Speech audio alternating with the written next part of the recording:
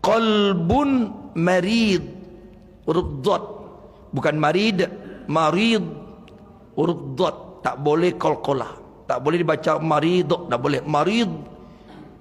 Fi qulubihim maradun fazadahumullahu marada.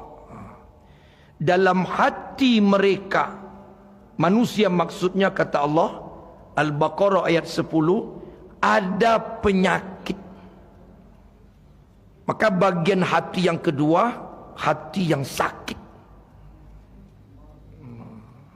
Hati yang sakit. Kenapa hati itu sakit? Karena ada penyakit. Fazada, maka ditambah. Humullah, mereka itu, hati mereka penyakit itu oleh Allah, maradha, penyakit yang lain. Menular dia. Sekali menyimpan penyakit hati, satu penyakit hati, dia akan ditambah dengan penyakit-penyakit yang lain. Itu bahayanya sakit hati dan punya penyakit hati. Dia bertambah-tambah. Maka kalau tak diobati, lama-lama yang sakit itu pun jadi mati. Apa induk daripada penyakit hati itu? Ujub. Itu induknya itu. Ujub. Ujub itu penyakit hati, asal muasal timbul penyakit yang lain. Ujub itu apa artinya Bapak Ibu? Ujub itu merasa lebih, lebih terserah, lebih apa saja.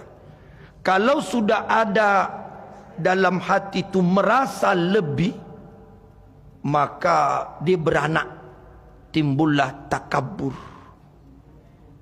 Biasanya orang-orang yang merasa lebih itu, dia tidak akan lulus dari kesombongan, jatuh ke situ dia. Itulah yang asal muasal dimiliki oleh iblis. Khalaqtani min nar, khalaqtahu min tin, ana khairum minhu. Aku kau ciptakan dari api, kata iblis. Sedangkan Adam kau ciptakan dari tanah. Ana khairum minhu, I'm the best from here.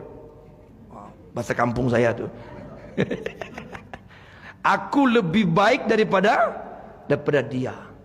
Itu ujub. Ujub. Kalau sombong apa artinya? Kok belum? Nah, qatrul haqq. Al-mutakabbir qatrul haqq wa ghamtun nas.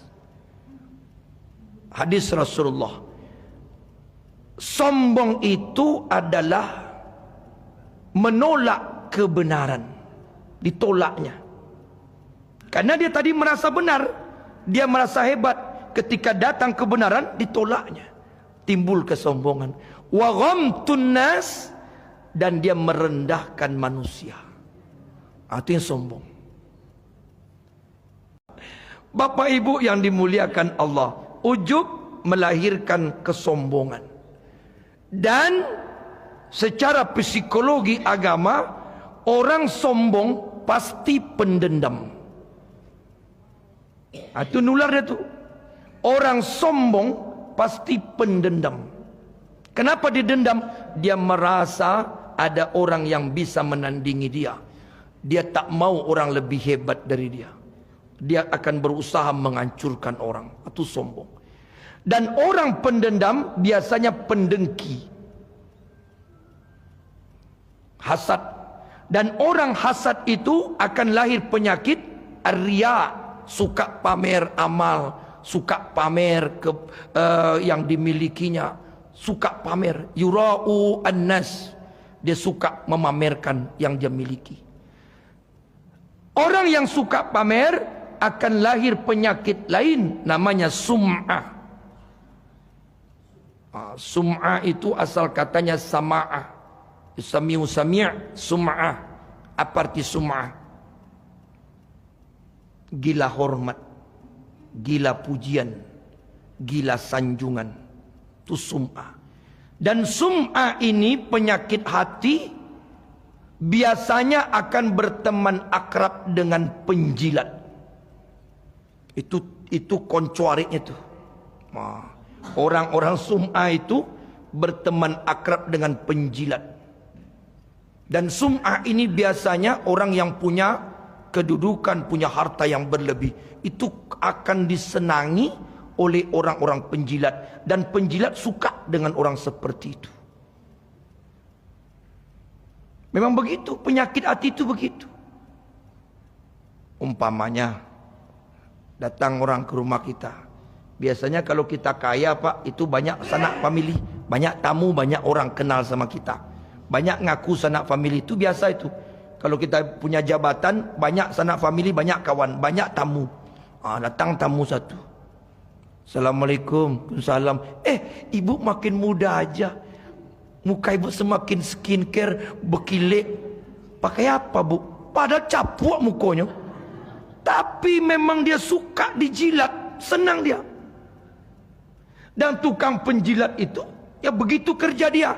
Kenapa? Ada udang di balik bawang. Keluarlah bakso, keluarlah makanan, dapatlah tip. Begitu. Dan itu penyakit hati. Orang yang suka memuji-memuji, suka menyanjung-nyanjung, itu sebenarnya menghancurkan. Hati-hati. Datang lagi tamu lain. Assalamualaikum. Salam. Ibu makin langsing ya. Padahal gak puak. Langsung langsing. Dipuji-puji. Itu sum'ah. Sum'ah itu dia suka disanjung, suka dipuji. Nah, tim